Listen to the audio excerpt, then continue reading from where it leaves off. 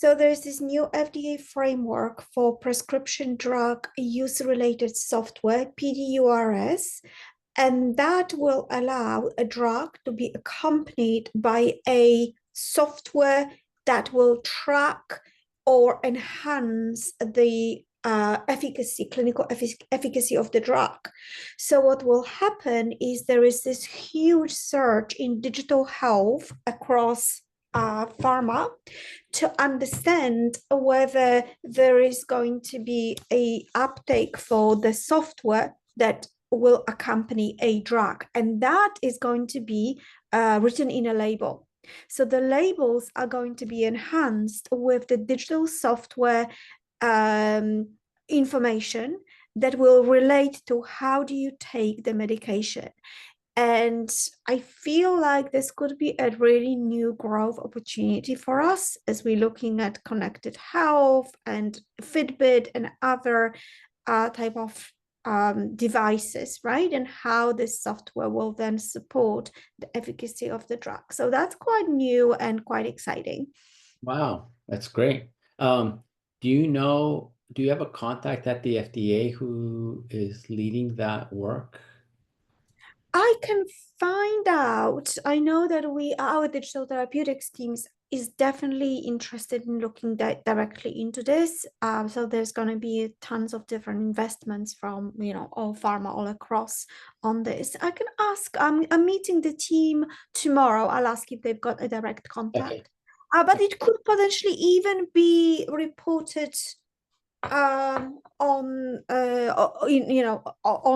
FDA website. So let me Okay. was being Yeah. referenced from. There's so much stuff to use. I could use lots of words, but a lot of stuff happening here in the United States, as you can see. And the person we invited, uh, Gideon Scott Gordon, he's no longer at the FDA. He posted last week. Oh, I did not know that. I Yeah, know that. but he was part of the Firebase stuff. Yeah. Oh my Hey. goodness. Yeah, so he has left. And Hillary as well. what's that? Hillary has left as well. Um, I don't know. Do you know that for sure? Yes, because she again, I just learned from LinkedIn. If you go to Hillary's profile on LinkedIn, she's posted recently. Yeah. Let me just, you Uh, know what, this is really crazy because that's how we find out, Betsy and team, about this, literally on LinkedIn. yeah. There's no way, to find out. Yeah. I'm just looking at her LinkedIn right now. Posted on she spoke at our very first conference. Correct. Yeah. Uh Here in Marston. Yeah. yeah, here's the It's been a true privilege to serve as Chief Medical Officer of the FDA. And then I am sad that this chapter is coming to an end and very sorry for others experiencing the same. That's the latest post by Hillary. wow. It's such a blow just to lose people that, we obviously knew and worked with. Yeah, so part of the reason I didn't reach out to invite I was thinking of both of them to invite them for the June conference, but with such chaos going on, I didn't want to stress them and with a commitment. I mean, because they could present, I know they can't travel, but they could have, and for a while, you couldn't even contact anyone in government for about a month. They weren't allowed to talk to anyone. So, yeah, it's sad. So, there was no one at the DA conference from the FDA, not even remotely. But there was somebody that was scheduled and then dropped out because, yeah, they were told they weren't allowed to speak. So, um, but regardless of what the government may or may not do, I think we just need to work together to find ways to build solutions and scale and like things like IDMP and the Firebase standards, right? We can still continue to develop those technologies for our benefit. I mean, HTML isn't mandated by the government, but everybody uses it for web development, right? And then there are other standards like for the internet, for how the internet identifies servers. That's controlled by the International Standards Organization and IEEE. It's got nothing to do with the government, right? So there are different agencies that we could, HL7 is still around. And so regardless of what they do, I think we should just pick technologies that help us build what we need and keep moving them forward. And then whenever there's somebody in the office at the government with the lights on, we can reach out. But I spoke to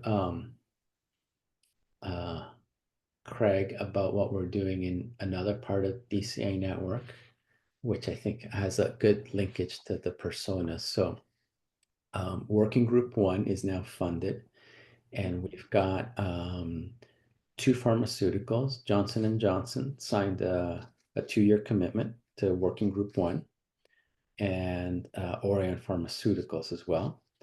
And then we have Illumina Data, which is a small company, but it's headed by Russell Barris, who you've probably met at our conferences. He's a former Pfizer executive.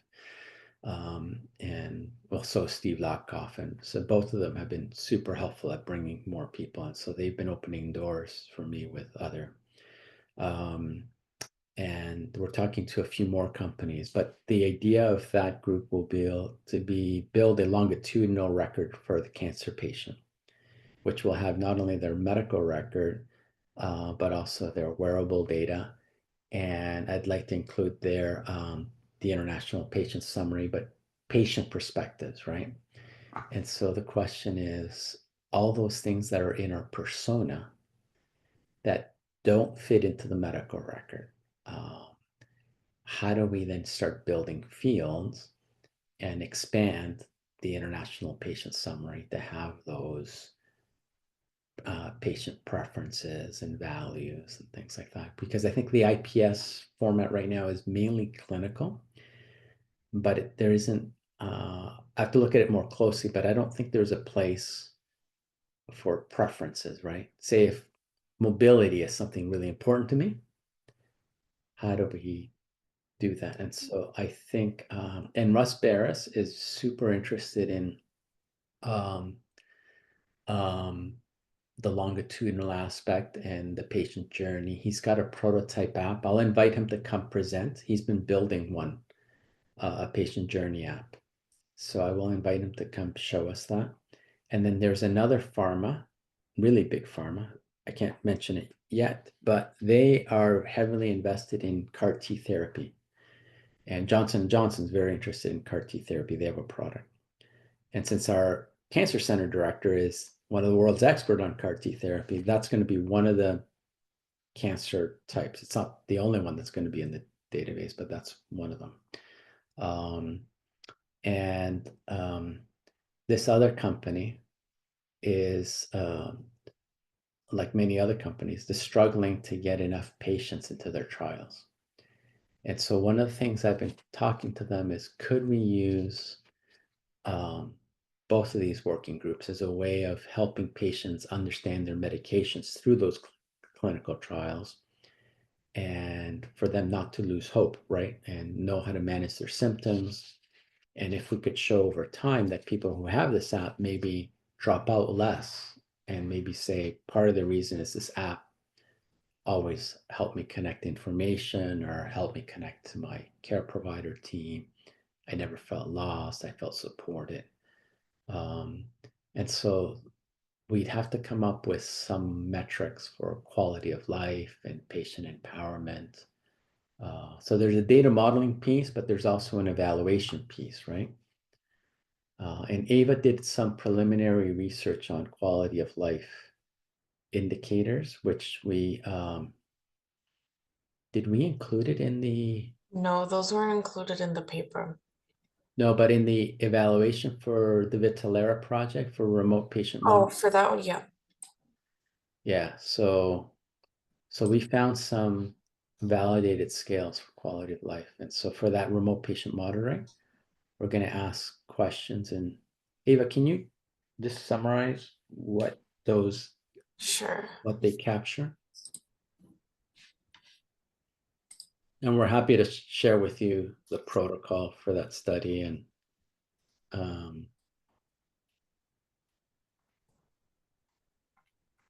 yeah, so what she's finding that in terms of action items, and I can invite Russell to come show us that. We're still waiting to get a time with Bill Lober. We have emailed him. We haven't given up. And also with Leslie Leonard. And we're still trying to find a time with both of them for them to come meet with the group. So we're using two scales. One is from WHO and the other one's a European scale. So both of them look at things like physical, psychological, social, environmental health, and self-care, their usual activities, pain, discomfort when using certain tools, and then overall mental health. Ava, add autonomy as well, because autonomy is very important. If you can, I mean, if there's space, but I just feel like it's, yeah. Because It'll also be good because we also talked about something about like patient empowerment, so how they feel when using the devices as well.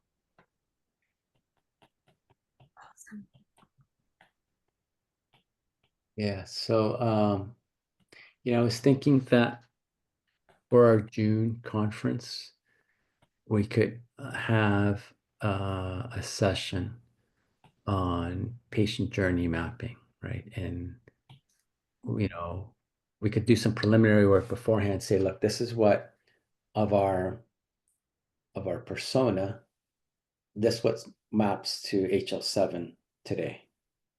This other stuff doesn't map, right? And what else would we want to sort of capture?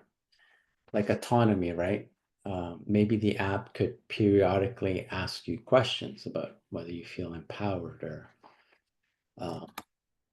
just in my own mom's care, there were several times when she wanted to give up. And I had to sort of talk to her and tell her that, that the team was working to find better medications, that we recognize that these medications weren't working, and that her symptom pain was very high, that they were going to try to manage, and to just hang on for another day or two until we made adjustments. But her seeing the team, different specialists, literally around her bed with me and everybody talking, the level of empathy and feeling that that there was a connection between the people trying to help her and have hope, right?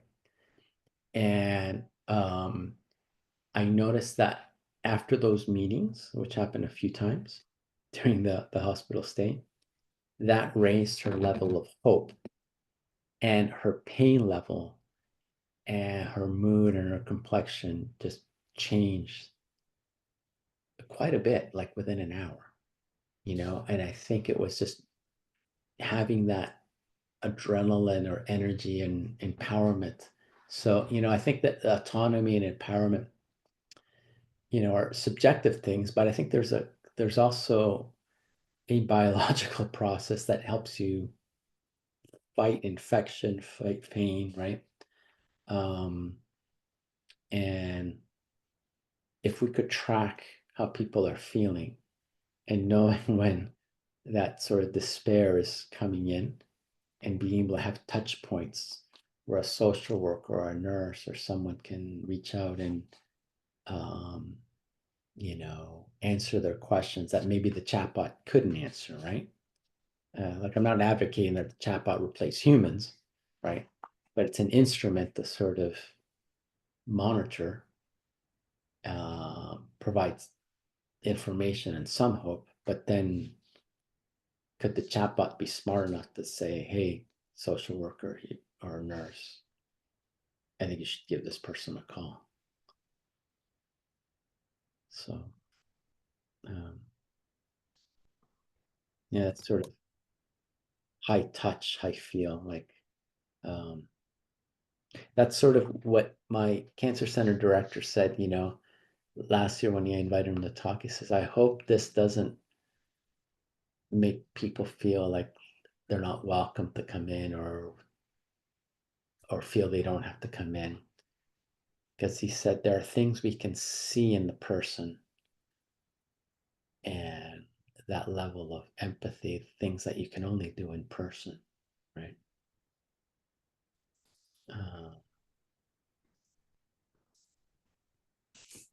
So how do you feel about sort of like how do we approach this in a way that we evolve this technology in a way that, you know, lifts people's spirits but doesn't make them feel that we're pushing people off to an app and trying not to see them, because that's not the case. It's meant to complement. You know, so interesting. Actually, I led a webinar in a medical community in Pfizer last year about AI, and basically a questionnaire. I asked a question to all the panelists. What would make you trust AI? And actually, one response was tremendous. And Betsy was participating. There was one that actually made me stop and make me think, I've never heard such response before. And it was, I will trust AI when I feel that it shares my own ethics.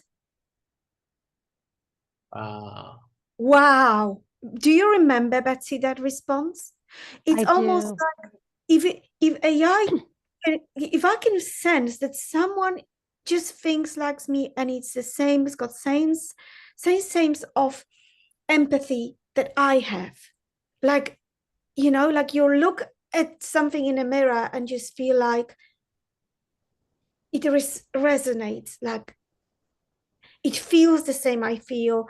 It cries at the same movies that I cry. You know what I mean? It enjoys the same flavor of ice cream. And, you know, it feels down. It feels happy. It feels, I don't know. I keep thinking about it. So trust is something we need to start out how to measure. And Ava, of the scales you identified, did any of them include trust?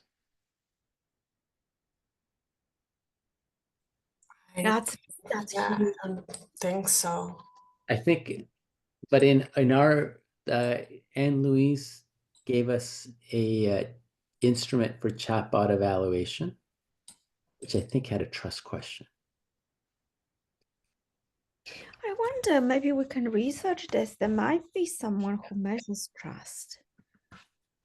I also think it's trust not only of the AI tool, but of the system that is surrounding it. So, like, I would be more inclined to use an AI tool that I know is sending an alert to my doctor to call me, as long as my doctor then calls me. You know, like it's not just the tool, it's the whole system. And I think the AI tools, I think some patients actually trust the AI tools more than they trust the human system in some ways. Not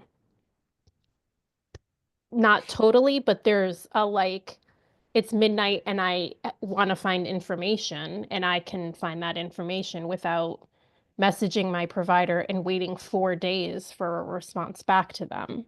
So like, I just think we need to think more broadly about trust. And just to top that up, Betsy, what you saying, I'm not sure whether you said that, but someone did say that trust needs to be earned. right? It kind of happens almost over a period of time. And yeah, and consistency is important, right? What you're saying, because one bad experience can really be impactful. So those connected systems, Betsy, you're talking about, like, you know, if one piece within that system is letting you down, that can have an impact as well. And I would just say, as somebody who manages some chronic illnesses, like the human factor is still the pinnacle of importance. Like all these tools, all the great, but for me, the most important thing is still the relationship with my doctors, the human interaction, like to your point, Yuri, the compassion for what somebody is going through, or the we don't have this figured out yet, but we'll keep like let's keep at it. So that is still mission critical, and I hope providers and medical staff understand that these tools are not meant to replace them, that it's more of a adding access for patients, having patients be able to share information that right now we hold it every day, but we just don't have a mechanism to get it in front of somebody. You know, I think trust works both ways, both the patient and the providers, because I could see nurses and social workers thinking like, you know, are you automating my job, and why would I recommend this app?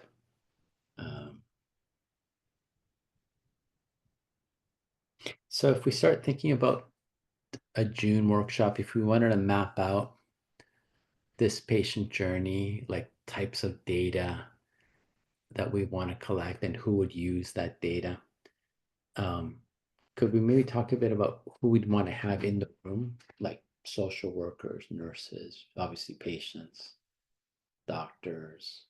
We don't want to be over-centric on one part, like over-represented in academics or over-represented in providers, and not give. So, and we can't have too many people, because then people can't actually get their voice. So say if we had, you know, 6 or 8 people out working on the patient journey experience, and maybe another group working on more the technical side, you know, the LLM and that stuff. But how many people should we have? If first of all, do we want to have a workshop like that? You know, like spend 3 or 4 hours on that, and then how many people and what types of people, and then we can drill down to the names. But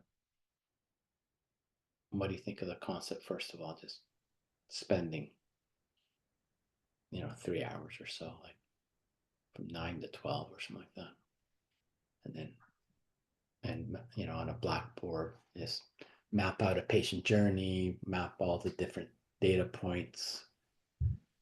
So, Yuri, I wonder, because we need to set a stage very well, right? Because people immediately say there are so many different patient journeys because there are so many different patients, and each patient will have their own journey. However, saying that, in Gravitate, I've worked on mapping out 9 patient journeys for different circumstances, and then making one agnostic journey.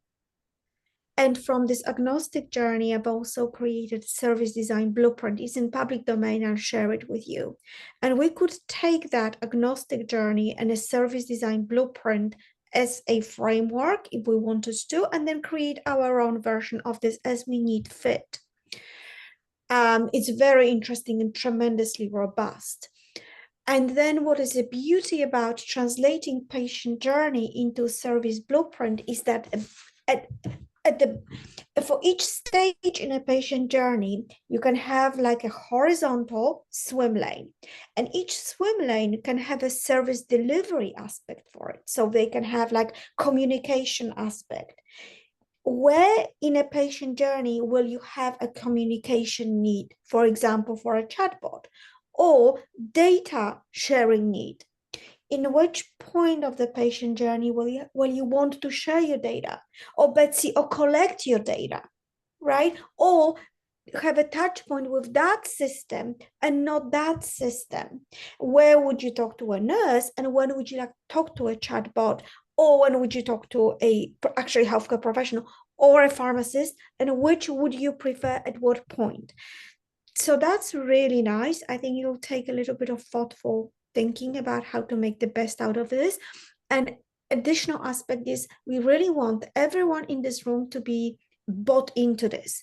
So presenting this exercise is, if you participate, you'll get something really powerful out of this. I think that would work. I like that framing because I think people need to come into this sort of knowing not only what they can contribute, but what they can sort of take back. And hopefully this will be a way for us to sort of bring in new people to the network. And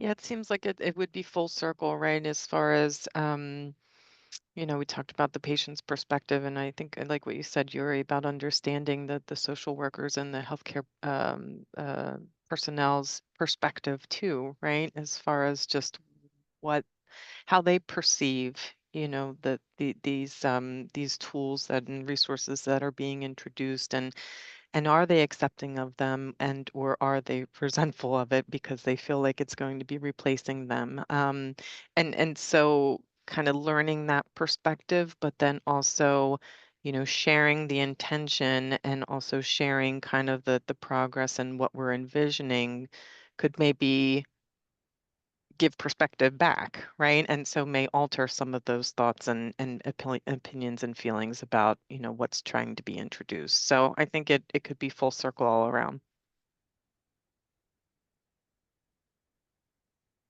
And you know, I think there are probably touch points for everybody in that journey. So you mentioned when the patient will be willing to send data, right?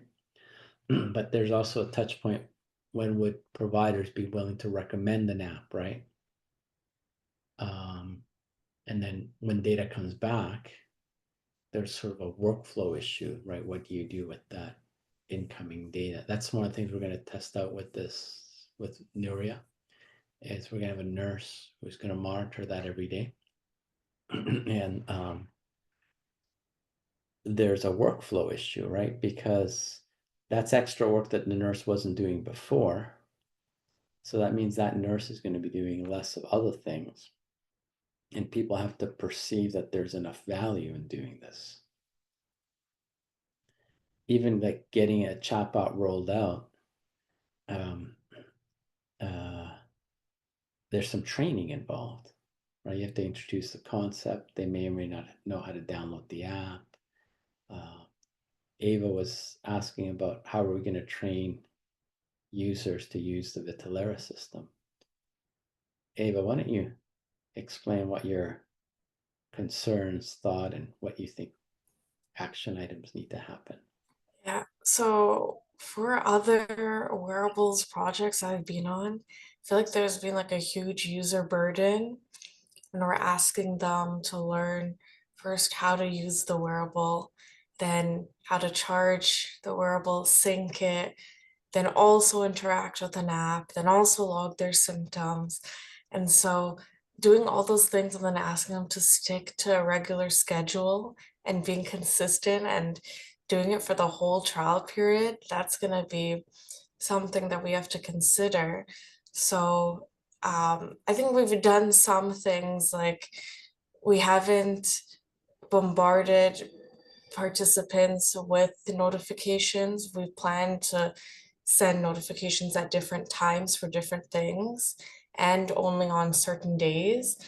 And then we're also giving them sort of a time frame of when they can enter certain data in the app. So it's like they don't feel pressure that, okay, they have to do it right now. It's like, okay, they have from 8 till 11 a.m., things like that. So they have a little bit more flexibility.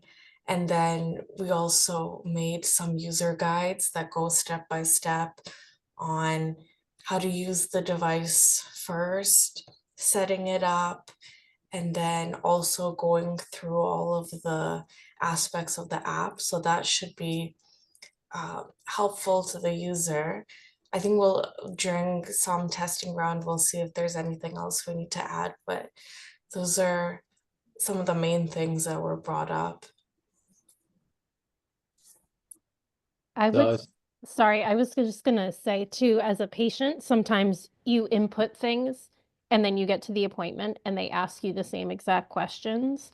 So it's to your point about workflow, like then that tells me that all my inputting of information is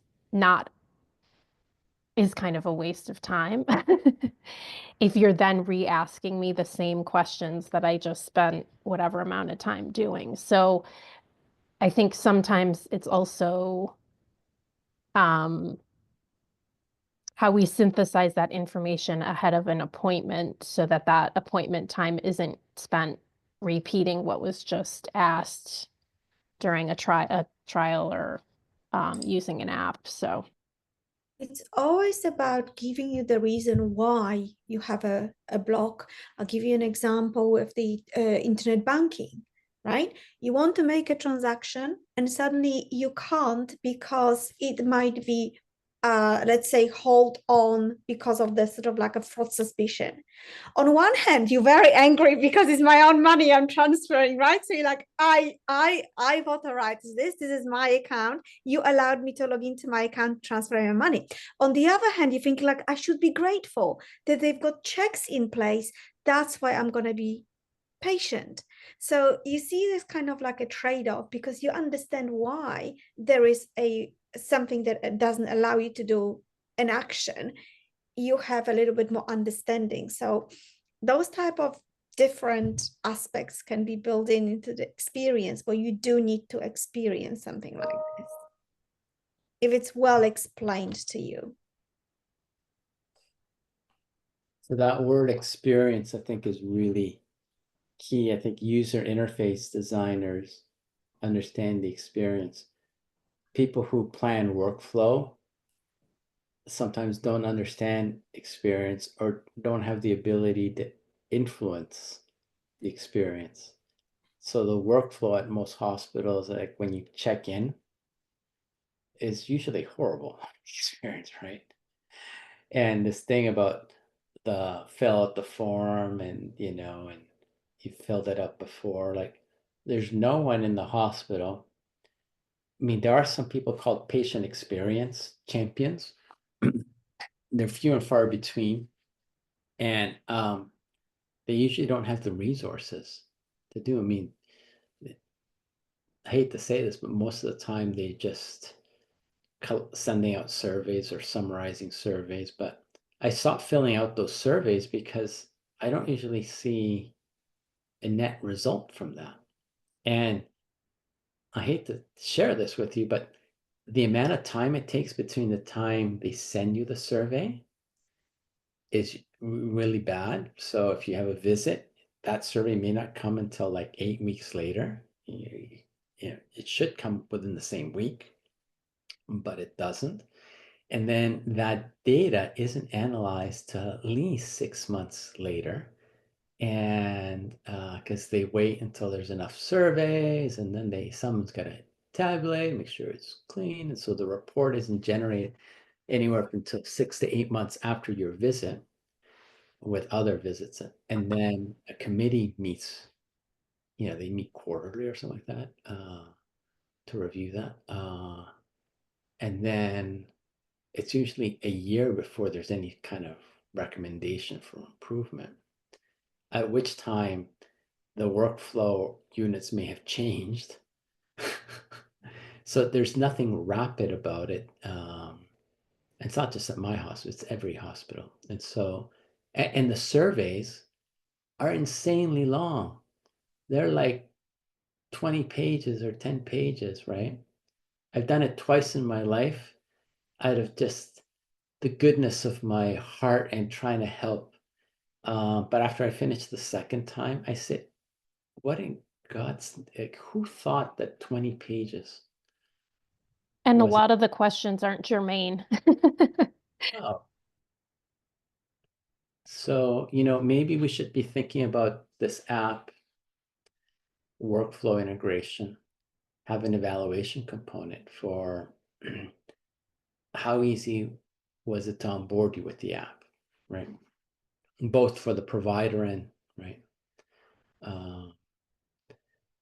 For the providers, how easy was it to monitor the status from all the patients that are using the app, right?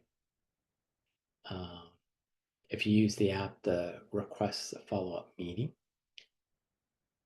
book an appointment, how easy was it to integrate that experience to actually book a meeting, right?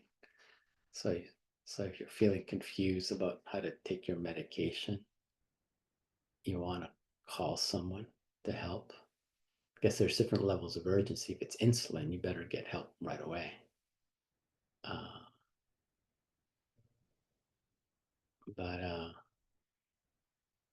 So I made one mistake. Well, I've made many mistakes, but one recent mistake with medications. It was a medication for blood pressure. And it turns out that taking it close to dialysis, there was a situation during dialysis where blood pressure dropped really quickly. And she had started on a new blood pressure medication. And I thought, well, maybe this blood pressure medication kicked in really quickly, and that's what it was. So for the next session, when you take an hour earlier, so it doesn't kick in right away when dialysis starts. What I forgot to do is read the label, because it said take with food. And if you don't take with food, you take now there's a lot of medications, and they don't always come with the package insert when you go to pick them up at the pharmacy, because they buy it in bulk, these medications, and they put it in these vials. And then sometimes they print out their own thing. Sometimes they may give you the original paper leaflet, but a lot of the time, the package insert that FDA approved isn't being handed out. And at the last DIA conference, one of the companies said that a retail pharmacist, very, very large retail pharma in the United States, called them up and said, please stop sending us the package insert. We don't give them out.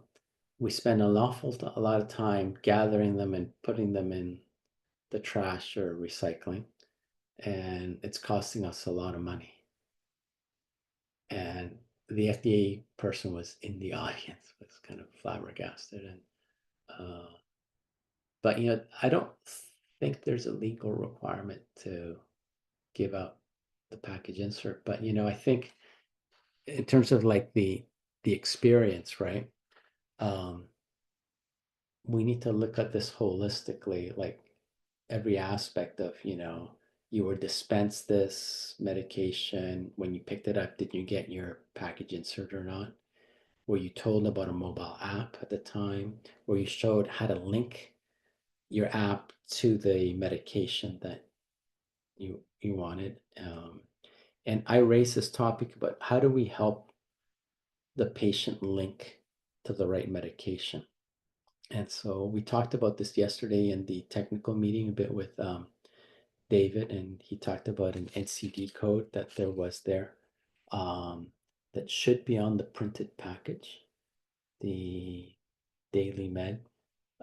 But then maybe the app should have a way that you could point it to the vial and have it read that number and then say, is this the correct one, right? But that's another problem that I've been thinking about. How do we solve the linking problem? How do we link the app to the right? We built in InfoSage a image to text converter, so you can point it to the app, to your flask of medications, and it reads the label and it goes to RxNorm and it tries to figure out what it is. It's not perfect, and it'll come back with, you know, a bunch of choices that are similar. But it's not perfect. And I don't know if that number that David was, I'm not sure if it's in every flask or if it's just not readable. But we were not 100% successful at matching the medication with the image recognition software. So if we don't use image recognition, then we're gonna have to teach the patient how to manually search for it, right? And that's not gonna be easy. Like if you're 80 years old and you put in aspirin, well, there's a lot of different types of aspirin. Yeah, like, and my only experience with doing that is using Epic and trying to update my medication list. And you put in one thing and it pulls up a list of 50 that you're like, well, I don't know which one I have compared to this list, because sometimes the names are slightly different. Yeah. So not being medically trained, it also makes me really nervous, because I'm like, well, if I pick the wrong one, does that then have downriver consequences? So very often I just won't put it in and I'll wait until my appointment. But picking the right medication from a list is really hard for patients. Really, really, even not elderly, not young, like everyday patients. Yeah. So I think maybe we could start mapping out this patient journey as it relates to medications and all the different events that happen. And come to June with something that we've pre-circulated before of the patient journey. So this is what we want to discuss, is how to map this in more detail and what kind of data points that there are. So that's an interesting aspect. So are you thinking like specifically mapping the medication journey? Yes, yes. So from the point that, you That's know, so from the point of view that somebody prescribes it in all the different ways, how do you then go about then getting the app? How do you then add the medication? Then there's an initial phase of trying to take the medications for the first time. Then maybe you lose, or they fall on the floor and you have to whatever, you have to put them back in there and you have to figure out which one is which. There's a problem with the image of the pill because they come in different shapes, right, depending on manufacturers.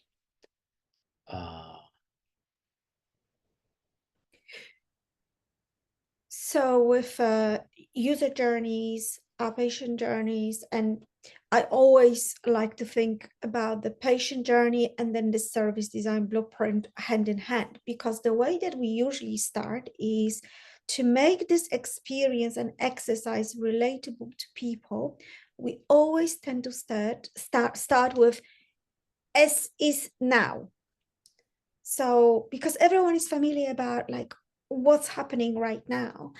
So perhaps we could start with the journey, mapping the journey of the current journey. And that's really important because by mapping a current journey, you can identify challenges and problems.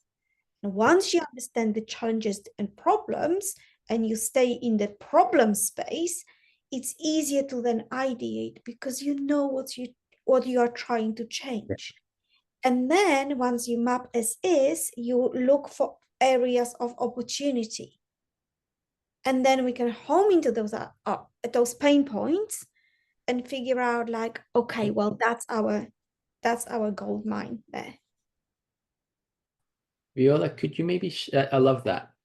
Could you maybe share with us some of those journey maps that you did for Gravitate? We can put them in the resource folder. Yeah, and I will put it actually on I construct like a mirror board and share that mirror board with you, Awesome. because then you can have a high fidelity work, and also you can download it from there. Okay, super. I wanted to show you we're almost out of time, but I just want to show you the conference. I'll email it as well. But let me just show you so Dr. Mike Evans has agreed to be our keynote. He's a former VP of Health at Apple. He just stepped down. And then would like to have a panel of patient perspectives. So I have Glenda speak at this Susan Eggman Levittown oversees a patient-centric research center at the Brigham, Mass General. And then Amy Price is the editor of the Journal of Participatory Medicine. Then after the break, we'd have our session with the app. And Viola, you could talk about the personas. And David could talk about some of the things that went into the design and the prompts and criteria. And then Betsy, I thought maybe you could then talk about your experience using the app, and we'll give you access for a month beforehand to give an opinion. And then afterwards, we'd invite a few other people that do chatbots. So Adam Rodman is a doctor here. He has an app that he's testing in clinical settings. Ava's actually helping out with the evaluation, and we're going to hire one more summer student who's going to come help. And so he was at our conference last year. And he and I are working to sort of build a closer relationship with Google. So he spends 1 day a week at Google. This is another doctor who has a chatbot for clinical trials. It's been used by staff, but I'm going to ask him, can we start using that app for patients? And well, what are the challenges of making that available? And then invite Kieran again to talk about where he sees LLMs. Then in the afternoon, Catherine DeRoche is here from BI. She oversees patient portals. Asked Nuria to talk about our remote patient monitoring project with wearables, the one I mentioned earlier. And there's a big study of Apple devices at Harvard. I'm going to try to get someone to come speak about that. Then Leon to talk about the AI consumer paper. This is the iChime is a group in Boston that measures patient outcomes, and they're outcome metrics group. So I was wanting to have this person talk about how did they come up with those outcomes? How are they patient-centric? And then Dr. Jennifer Miller works on measuring trust with patients.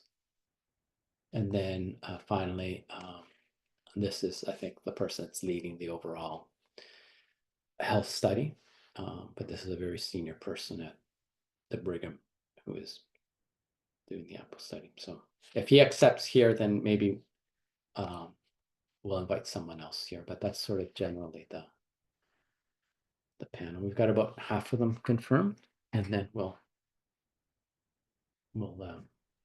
how does that look? That sounds great, Yuri. And wouldn't that be great if we have some really big companies and names like Google or even Apple? Can we invite someone from Apple? Yeah, I'm going to try to invite. Mm-hmm. I was hoping, well, Mike was the head of Apple. There's a new person at Apple, which I will try to get. But this person is working with the head of Apple on they're testing the new Apple Watch and doing some work. We're actually doing some stuff at BI also with the Apple Watch, but I think I'm trying not to just have BI people. I'm trying to build bridges with the other hospitals. And Yuri, just a quick note. I know we are probably at time. Do you think we'll have the Empathica chatbot to sort of kind of state where we can have a big reveal around this work. Yeah, I know yeah, you yeah. have a We're study working now on done. the front end, and Catherine's looking at the avatar. But Okay, great. we'll Because definitely have a nice UI. that would be also a great addition to advertising the conference that, a DCI has been working so hard over the last 2 years, gathering requirements, listening to patients, working with patients, developing something for the medication. I think it will be really a great advertisement for DCI and our work together. Yep. And it kind of galvanized a lot of people saying, yes, Yep. we are developing something powerful. Sounds good. All right. Thanks, everyone. Have a good day. Ava, I'm gonna close the meeting and then restart it because we have a meeting here, but just have a separate recording, okay? Okay. Bye-bye.